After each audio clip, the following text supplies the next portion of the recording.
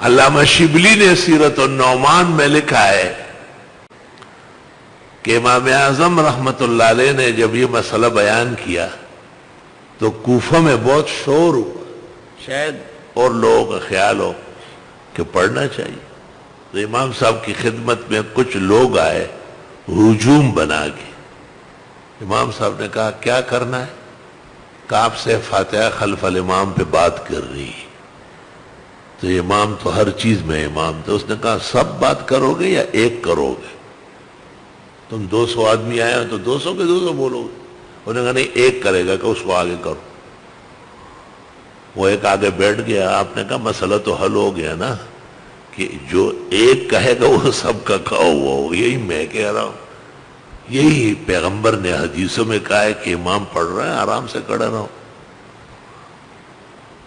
اللہ تعالیٰ نے آپ کو ایسا دین آسان فرمایا تھا، عام امثال و اشباہ سے سمجھا دیتے تھے۔ اللہ، اس میں بنیادی طور پر 3 حدیثیں ہیں۔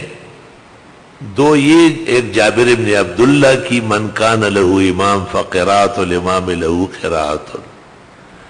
امام ترمذی نے بھی اس پر ختم کیا ہے کہ نہ پڑھنا بہتر ہے، ترمذی شریف میں آخر میں یہی لائے، اور اس کے بارے میں تفسیر ابن کثیر میں وہ حدیث صحیح۔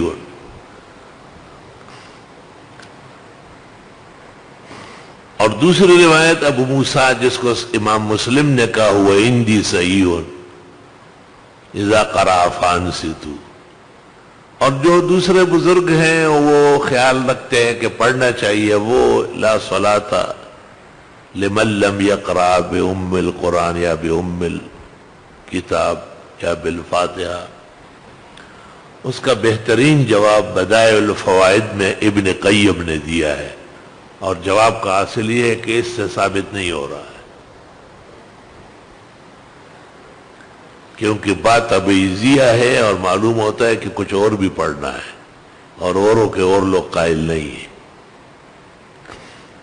والمسألة طویلۃ الذیل فی محلها، العلماء والطلباء المتفضلون قد فرغوا عنها فی دراساتهم۔